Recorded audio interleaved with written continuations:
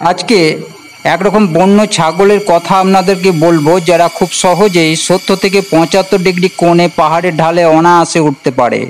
মনে হবে যেন পাহাড়ে ওঠার কোনো ট্রেনিং এরা খুব ভালোভাবে নিয়ে রেখেছে। যে পাহাড়ে উঠতে গেলে শেরপাদের বহু যন্ত্রপাতির প্রয়োজন, এই বন্য ছাগলেরা 4 পায়ে এই কাজ খুব সহজেই করে ফেলে।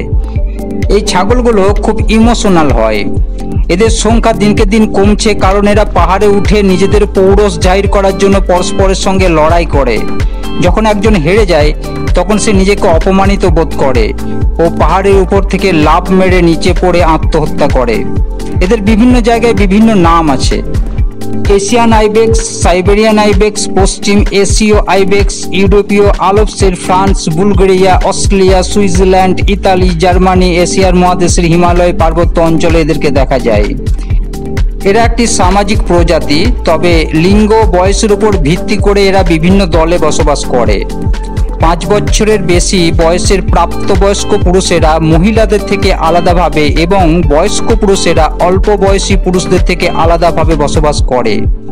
মহিলাদের দলে 5 থেকে 10 জন সদস্য থাকে এবং পুরুষদের দলগুলিতে সাধারণত 2 থেকে 16 জন সদস্য থাকে। তবে কখনো কখনো 50টিরও বেশি সদস্য পুরুষদের দলে হয়ে যায়। কম বয়সী পুরুষেরা কখনো কখনো মহিলাদের দলে থাকার স্থান পায়।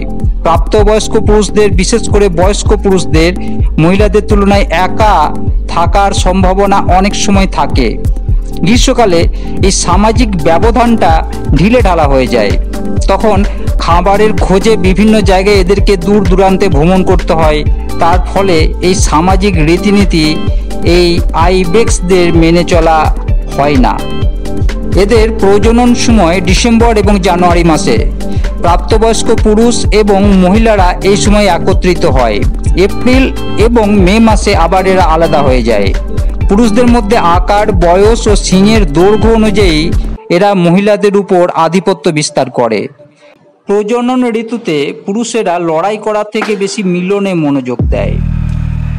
সঙ্গমের মরশুম ডিসেম্বরে শুরু হয় এবং সাধারণত 6 সপ্তাহ স্থায়ী হয়। এই সময় পুরুষ পালগুলি ছোট ছোট দলে বিভক্ত হয়, মহিলাদের সন্ধান করে। 9 থেকে 12 বছরের মধ্যে প্রভাবশালী পুরুষেরা একজন মহিলাকে অনুসরণ করে এবং তাকে প্রতিদ্বন্দ্বীদের থেকে রক্ষা করে।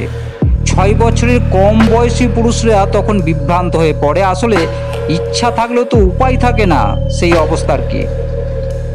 এদের গর্ভাবস্থা গড়ে 5 মাস হয় এবং সাধারণত এরা একটি বা কখনো কখনো 2টি সন্তানের জন্ম দেয়। নারীরা তাদের সামাজিক গোষ্ঠী থেকে দূরে পাথুরে ঢালে জন্ম দেয়, যা শিকারীদের হাত থেকে তুলনামূলকভাবে নিরাপদ স্থান বলে মনে করে তারা। কিছুদিন পর বাচ্চারা নিজেরাই চলতে পারে।